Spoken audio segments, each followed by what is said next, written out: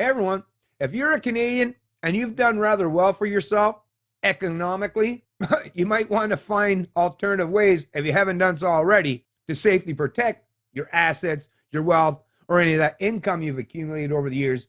Because you better believe the parasites among us are looking to take a piece of that action for themselves. Because, hey, that's just what they do, right?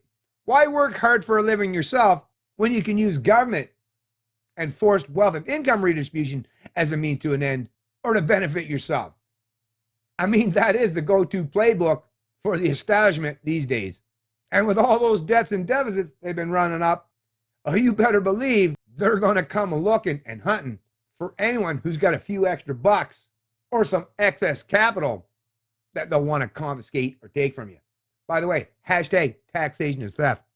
Headline out of iPolitics: a wealth tax in Canada could net more revenues than expected. This was reported by Jolsom Lim, March 11th, 2021. How do you like that headline, right? A wealth tax in Canada could net more revenues than expected. Yeah, but for who? Big government? Sure, it'll net revenue. Hey, shocking news alert. If you steal from your neighbor, you'll become better off at their expense as well. Oh, but then there's that aspect of theft, which is not just unethical, but illegal as well, right? Of course, when you're part of government, you somehow get this magic get out of jail free card or powers to escape all those moral or ethical implications, right? Well, I mean, if you're foolish enough to fall for the rhetoric, or you've been indoctrinated into the cult of statism, for the rest of us, yeah, we understand. Theft is theft, no matter who's doing the taking or who's on the other side of that theft.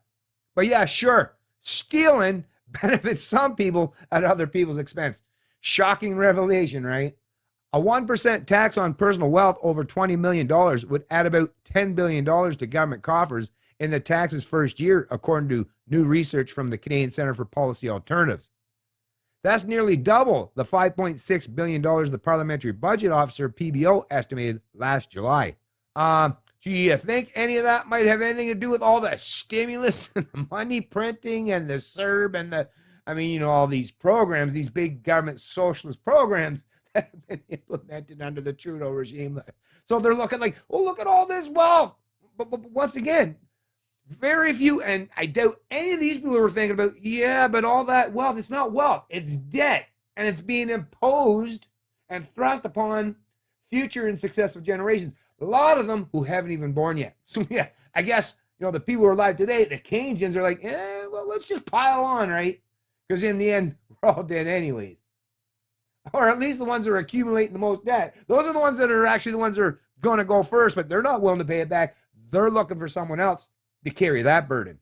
And here they're trying to suggest the wealthy. But as we all know, the minute you try to economically enslave the wealthy and the connected, well, that's never worked any time in history, and it's not about to work now. What actually genuinely happens is it all trickles down back to us, the working poor, or those who have very little means to try and escape big government authoritarianism or that rampant forced wealth and income redistribution that we in Canada have unfortunately become far too familiar with.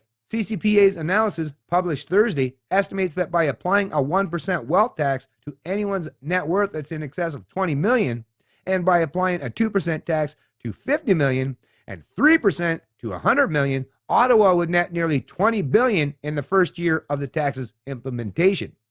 But once again, this is to pretend or suggest that there isn't already laws, rules, or regulations are already on the book that help these wealthy people, these connected people, avoid any of these impositions. We all understand this. We all know this. The wealthy people, the connected people, are the ones who have the power and the teams of lawyers or lobbyists to send to Ottawa to make sure they're the ones who aren't going to be ponying up and paying for this stuff. And even if they didn't do that, even if somehow the government could magically impose this on wealthy individuals in Canada, well, those wealthy individuals got wealthy by probably own businesses of some sort, right? Unless they're talking about the few who've won the lottery, and where did that money come from? A big pool of people. Anyways, but the wealthy people who own businesses, well, they'll just find a way to bury that cost, if it is genuinely imposed on them, into the prices of the commodities, the goods, or the services that they provide. So it's we, once again, the consumer or the working stiff, who's going to pay for it. And I mean, come on, if you got a pulse and you've been alive long enough to see this kind of stuff take place, you know damn well that that's exactly and precisely how it happens. So articles like this, it's meant to make the working stiff, the working poor feel good. Like, although I don't think that's a feel good thing either. That's another thing. I can't stand the fact that people are so resentful and envious that they're looking to government to steal from other people and benefit them at their expense. Like, I have nothing against wealthy people. Well, especially and particularly those who gained or earned their wealth the honest way by offering a product or a service or a commodity that is actually tangible and valuable, or has helped provide all those creature comforts that we all take advantage of in the modern world. While the pandemic has exposed holes in Canada's social safety net, the fortunes of Canada's super rich have grown. Oh, you mean as a consequence and a result of big government initiatives, the lockdown policies that has destroyed the livelihoods of small and medium businesses, but has made, mega corporations like Walmart, Costco, or Amazon massively more wealthy as a consequence? Yeah. But once again, who did that? Big government.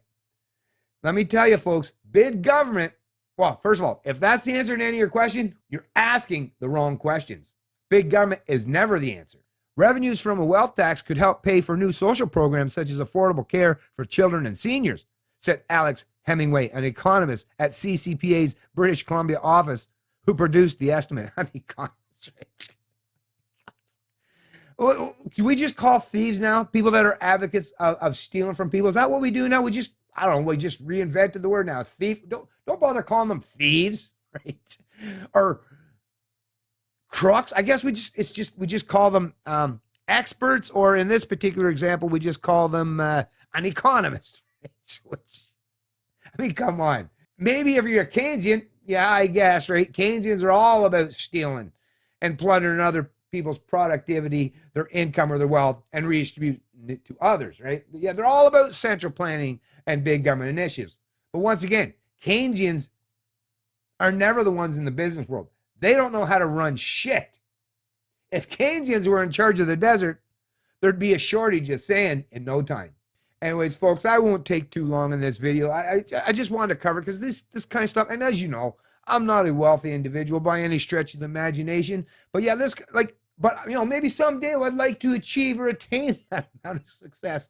But not knowing that, I guess, a large or at least a substantial portion of my peers in my country are all looking, the minute I make an extra dime or a buck, looking to take or confiscate or redistribute a portion of that wealth, kind of disincentivizes me from even want to attempt to gain wealth in any substantial way. That's the problem with socialism. That's the problem with forced wealth and income redistribution is, yeah, it might sound good and very appealing to people who are on the taking side of things, but yeah, really, really destructive and demeaning to those of us who are the producers in society. Anyways, like I say, I'll place a link to this article in the description of the video below. I'm moving on to the next one. It's Canadian Libertarian, and I love liberty.